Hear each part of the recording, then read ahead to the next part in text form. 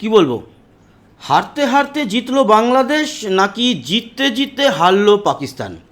আসলে যারা ক্রিকেট প্রেমী তারা কিন্তু সমস্ত খেলার খবরাখবর রাখে এবং কার সাথে কি খেলা হচ্ছে জানে। আজকে যেরকম নিউজিল্যান্ডকে হারিয়েছে সাউথ আফ্রিকা নিউজিল্যান্ডের ঘরের মাঠে টি-20 সিরিজে, সেরকমই একটা সিরিজ চলছে বাংলাদেশ বনাম পাকিস্তানের। সেখানে প্রথম ম্যাচ বাংলাদেশ একপেশিভাবে জিতেছিল, আবার দ্বিতীয় ম্যাচ পাকিস্তান একপেশিভাবে জিতেছিল। প্রথম ম্যাচের বদলা নিয়েছিল পাকিস্তান, আর তার জন্য আজকে প্রায় এই সিরিজের ফাইনাল ছিল এবং সেই ফাইনালের মতোই হয়েছে। একটা সময় মনে হচ্ছিল পাকিস্তান জিতে যাবে একেবারে শেষের দিকে, আবার শেষে এসে কিন্তু তীরে তরি ডোবেনি, বাংলাদেশের সিরিজ জয় করেছে 2-1। তবে অন্যান্য প্লেয়ারদের আলোচনায় যাব, তার আগে মুস্তাফিজুর রহমান সম্পর্কে দুটো কথা। তার কারণ যেখানে লাস্টে বাংলাদেশ প্রথমে ব্যাট করে 290 রান তুলেছিল 5 উইকেটে 50 ওভারে, সেখানে একেবারে লাস্টে পাকিস্তানের যেটা বাকি ছিল সেটা 2 ওভারে 28। মুস্তাফিজুর রহমান প্রথম 5 বলে দিয়ে গেছে 14, তার মানে ওর অর্ধেক কাজটা করে ফেলেছিল। এবং ওই যে পঞ্চম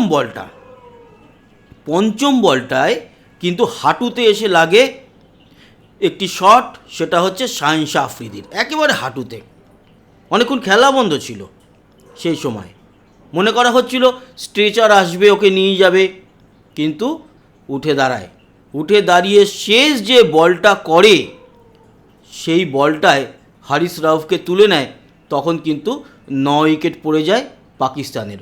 শেষ আর কি, কফিনের শেষ পেরেক না, ও যেরকম হাতছাড়া করেছিল প্রায়, ওর জন্যই কিন্তু আবার ঘুরে দাঁড়ালো বাংলাদেশ।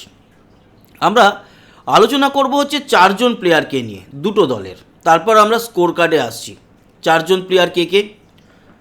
এক হচ্ছে তানজিদ হাসান, 107 রান করেছে ভাই 107 বলে, ভীষণ ভালো খেলেছে। এক্স্যাক্টলি কটা 4 কটা 6 সেগুলো আমরা পরে স্কোর কার্ডে গিয়ে দেখছি। যতটা মনে পড়ছে ওই 5-6 খানার মতো 4 আছে আর 3-4 খানার মতো 6 আছে, ভীষণ ভালো খেলেছে। অন্যদিকে তাসকিন ভীষণ ভালো বল করেছে, 4-4টে উইকেট নিয়েছে। ওর যদি আর একটা ওভার বাঁচিয়ে রাখতো শেষের দিকেই টেনশনটা মনে হয় হতো না। এই দুজনের কাঁধে ভর দিয়েই জিতেছে বাংলাদেশ। আর অন্যদিকে পাকিস্তানের হয়ে যে দুজন ভালো খেলেছে তাদের মধ্যে একজন সালমান আলী আগা, টি-20 ক্যাপ্টেন। এখানে সম্ভবত ক্যাপ্টেন নেই, আমার যতদূর মনে পড়ছে ক্যাপ্টেন শাহিন শাহ আফ্রিদি। যদি আমি ভুল করি একটু কমেন্ট বক্সে কারেক্ট করে দেবেন, কারণ সমস্ত দেশের তো অত ডিটেল সবসময় রাখা সম্ভব নয়। ভারতবর্ষে রাখি, বাংলাদেশেরও মোটামুটি রাখি, বাকিও সব দেশেই রাখি, কিন্তু পাকিস্তানের অত ডিটেল রাখার সময় নেই। যতটুকু রাখি ততটুকুই। এটা যদি বাংলাদেশ বনাম পাকিস্তান তার জন্যই আপডেটটা দিচ্ছি, কিন্তু এটা যদি পাকিস্তান বনাম অন্য কোনো দেশ হতো তাহলে হয়তো অন্য খবরের মধ্যে একটা আপডেট দিয়ে দিতাম, আলাদা করে ভিডিও বানাতাম না। তবে সালমান আলী আগা আগের দিনও ভালো খেলছিল, সেই একটা রান আউট মিরাজের মনে আছে আগের দিন, সেটা নিয়ে সারা পৃথিবীতে একটা ছিচিকার পড়ে গেছে বাংলাদেশের এই মিরাজের সম্পর্কে, বাংলাদেশ সম্পর্কে। তো আগের দিনও ভালো খেলছিল, আজকেও ভালো খেলেছে, 106 রান করেছে আজকে, এবং 100 বলও লাগেনি, 90-এর পরে ওই 96-97 বলে করেছে।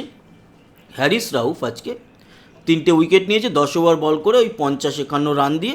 অন্যদিকে তাসকিন কিন্তু 10 ওভার বল করে 4 উইকেট নিয়েছে, আরও কম রান দিয়ে 40 থেকে ওই 42-43 রান দিয়ে। তো সেটা আমরা তো স্কোর কার্ডে গিয়ে দেখব।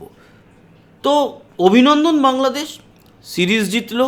এখন তারা এই টি-20 ওয়ার্ল্ড কাপ খেলতে পারেনি, তাদের লক্ষ্য হওয়া উচিত আগামী 2027-এর বিশ্বকাপ।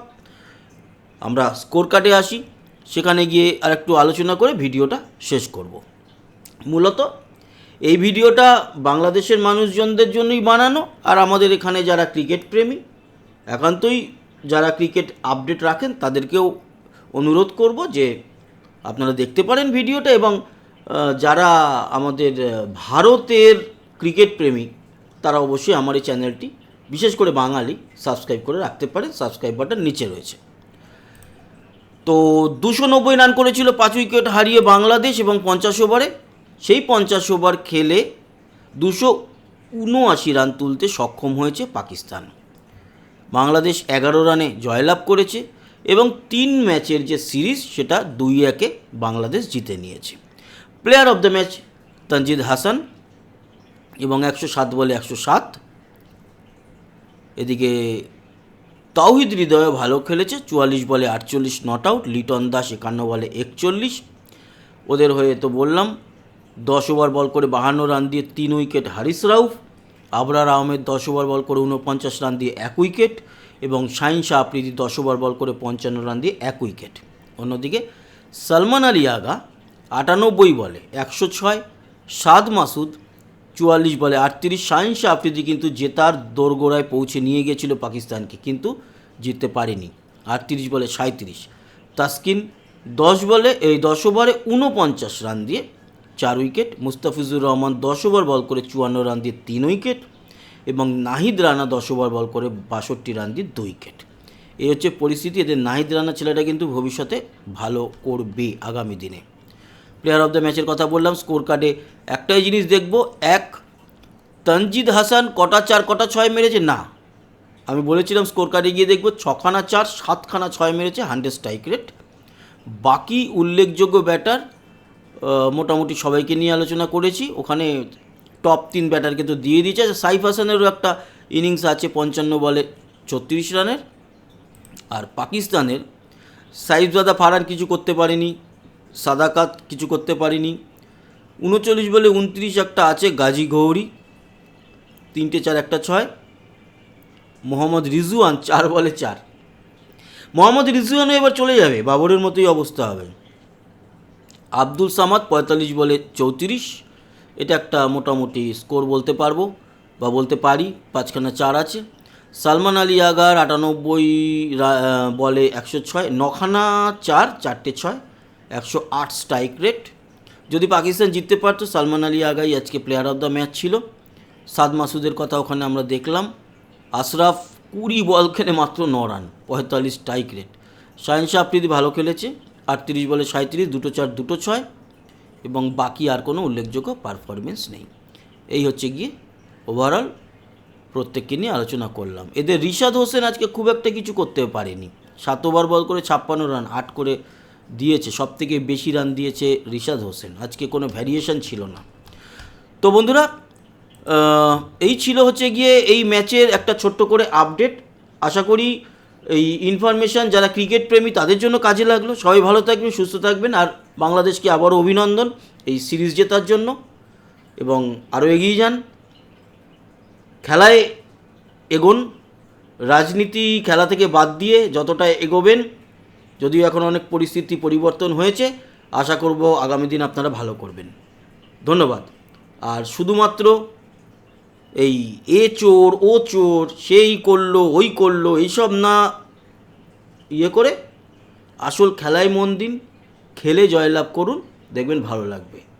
এটা আপনারা খেলেই এই সিরিজটা জিতেছেন, কিন্তু সমস্যাটা ওই মিরাজ যদি সালমান আলী আগাকে আগের দিন রান আউটটা না করতো, তাহলে এই সিরিজটা যে জয়, সে জয়টা আরও সুগন্ধযুক্ত হতো।